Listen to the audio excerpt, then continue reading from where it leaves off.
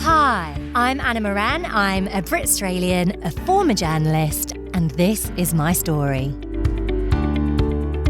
I landed in Brisbane in May 2011. I was 26. I came here on a 1-year working holiday visa. Australia was just going to be a 6-month adventure before I went back and got stuck into my career.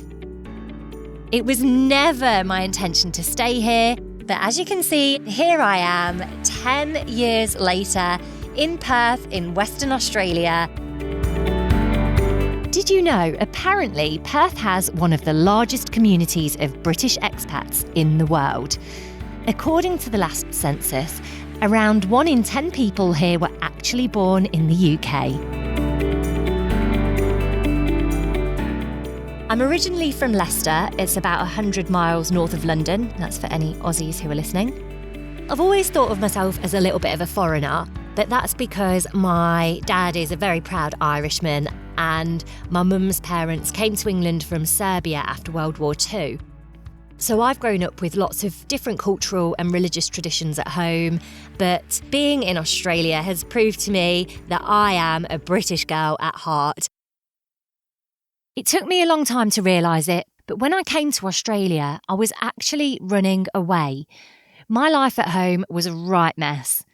A massive family fallout had been going on for years, and I'd lost touch with my grandparents, my aunties, my uncles and my cousins, who I used to be really close with. I'd also grown up a couple of streets away from my biological father, but I didn't actually know him, and I was absolutely petrified about bumping into him in my hometown. At the same time, I was involved in a family business, which was also causing me a lot of stress. I'd lost my cousin, who was someone that I used to really look up to, in a terrible car crash a couple of years earlier. And to top it all off, I was dealing with the heartbreak of separating from my very first love.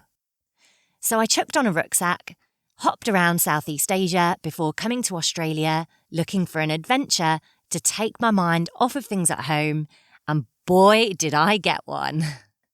I've travelled the breadth of the country, 3,500 miles from east to west in 6 days in a stinking hot car. I've spent 6 months in a remote city in the middle of the desert.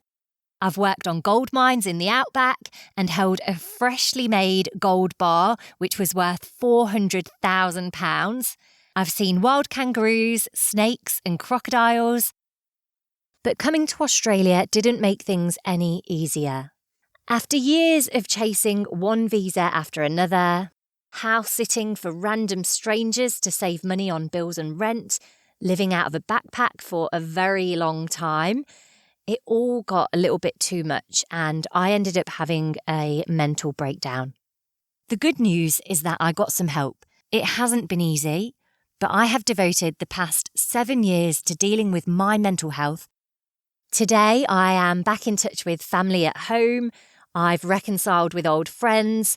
I've met my biological father, and I feel stronger than ever before. Australia has provided me with a real safe haven to deal with my issues, and being at a distance has made it a lot easier to put a lot of dramas to bed. 18 months ago, I went back to England to see if I could live there again. But as luck would have it, just before I left for my trip, I met a lovely Aussie, and now that it looks like I could be here for a little while longer, I felt it was about time that I go back to my roots in radio and started this podcast to share mine and other stories from Australia back to home. If you enjoyed listening to this podcast, please help us out by spreading the word and telling a couple of your mates.